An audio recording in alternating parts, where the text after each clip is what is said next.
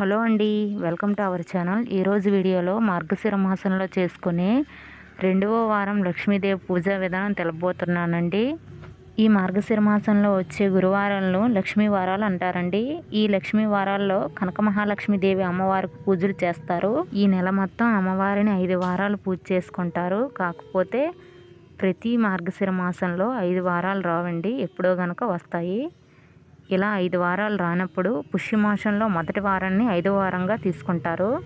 ప్రత్యేకంగా ఒక పీఠం వేసుకొని దానిపై 3 గుప్పిళ్ళ బియ్యం వేసుకొని ఆ బియ్యంపై అమ్మవారి ఫోటో పెట్టుకోవాలండి.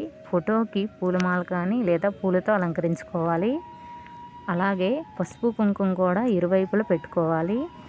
అమ్మవారి ముందు ఒక ఇత్తడి ప్లేట్ పెట్టుకొని ఆ ప్లేట్లో కొంచెం బియ్యం వేసి ఆ బియ్యంలో కాయిన్స్ పెట్టుకోవాలండి. కాయిన్స్ ఇన్ని పెట్టుకోవాలని ఏం లేదండి, మీ దగ్గర ఎన్ని ఉంటే అన్ని పెట్టుకోవచ్చు, లేదంటే ఒక కాయిన్ అయినా పెట్టుకోవచ్చు, లేదంటే లేదు.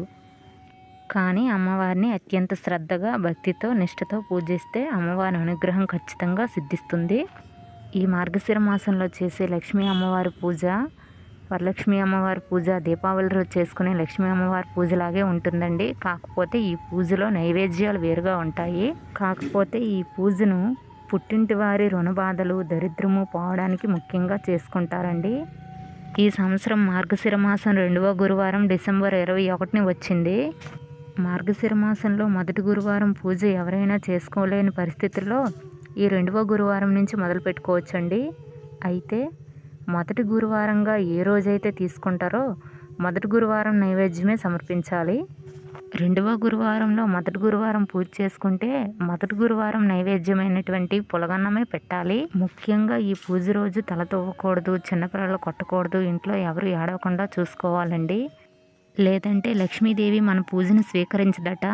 మొదటి గురువారం పూజలాగే ఈ పూజ కూడా ఉంటుందండి. అందువలన పూజా విధానం నేనేమీ చెప్పలేదు. కాకపోతే నైవేద్యమే వేరుగా ఉంటుంది. మొదటి గురువారం పులగన్నం పెట్టుకోవాలి, 2వ గురువారం అట్లు తిమ్మన్నం పెట్టుకోవాలి. ముందుగా అయితే మహాగణపతిని పూజ చేసుకోవాలి. మహాగణపతికి నైవేద్యం సమర్పించి ధూపం దీపం సమర్పించి తర్వాత అమ్మవారిని పూజ చేసుకోవాలి. ఇలా అమ్మవారికి ఇష్టమైన నైవేద్యాలు మేము పెట్టలేమండి అనుకుంటే ఏ పండో పాలో పెట్టుకొని కూడా పూజ చేసుకోవచ్చండి.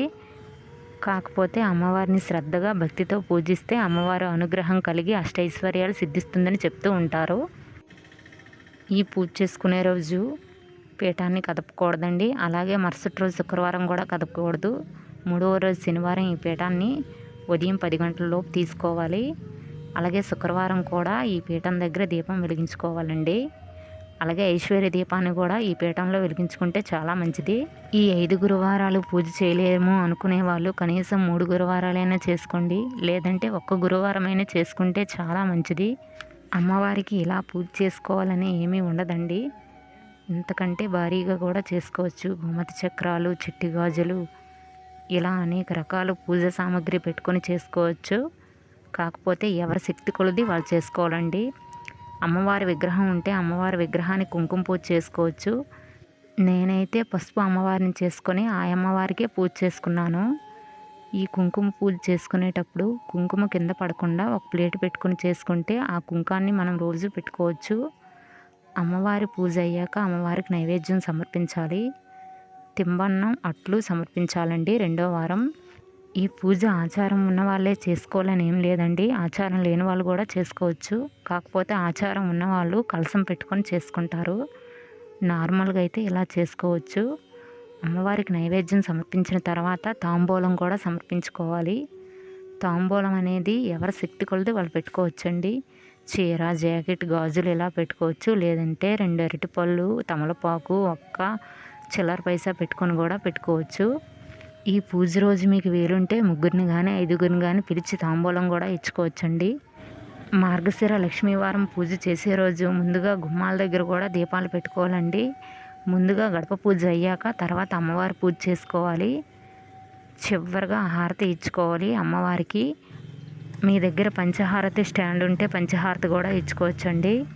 చివరగా కొద్దిగా అక్షతలు పట్టుకొని కథ చదువుకోవాలండి. కథ వీడియో నేను లాస్ట్ వీడియోలో పోస్ట్ చేశాను, మీకు ఇంట్రెస్ట్ ఉంటే చెక్ చేసుకోవచ్చు. కథ చదివిన తర్వాత కొద్ది అక్షంతలు అమ్మవారి మీద వేసి కొద్ది అక్షంతలు మీ తలపై వేసుకొని మీ ఇంట్లో వాళ్ళకి కూడా ఇవ్వాలి. మార్గశిర మాసం లక్ష్మీవారం పూజ ఎవరైనా చేసుకోవచ్చండి. పెళ్ళైన వాళ్ళు చేసుకోవచ్చు, పెళ్ళవని వాళ్ళు చేసుకోవచ్చు. వీళ్ళే చేసుకోవాలని ఏం రూల్ లేదు. ఆనవాయితీ లేకపోయినా చేసుకోవచ్చు. ఈ పూజని మనం కనక మహాలక్ష్మీదేవికి చేస్తున్నాం కనుక కనకదార స్తోత్రాలు, అలాగే లలిత సహస్రనామాలు, అలాగే అయ్యవారి అష్టోత్తరాలు, అలాగే అమ్మవారి అష్టోత్తరాలు చదువుకోవచ్చు. ఉపవాసం మధ్యాహ్నం వరకు ఉంటే సరిపోతుందండి. రోజంతా ఉండాలని ఏం లేదు. సంవత్సరానికి ఒకసారి వచ్చే ఈ మార్గశిర మాసంలో ఈ లక్ష్మీవారం వ్రతం ఒక్కసారైనా చేసుకుంటే చాలా మంచిది. అలాగే ఈ వ్రత కథ కూడా విన్నా చదివినా చాలా మంచిది అంటూ ఉంటారు. ఈ పూజలో ఈ పీఠంపై వేసే బియ్యాన్ని ఎవరికైనా దానం చేసుకుంటే చాలా మంచిదండి. అలాగే ఈ పీఠంపై పెట్టుకున్న కాయిన్స్ని కూడా ఎవరికైనా దానం చేసుకుంటే మంచిది. ఈ పూజ చేసుకునే రోజు ఇంట్లో బియ్యాన్ని కానీ అలాగే డబ్బులు కానీ ఎవరికి అప్పుగా ఇవ్వకండి. ఓకే అండి, చూసారు కదా మార్గశిర మాసంలో చేసుకునే 2వ వారం వ్రతం.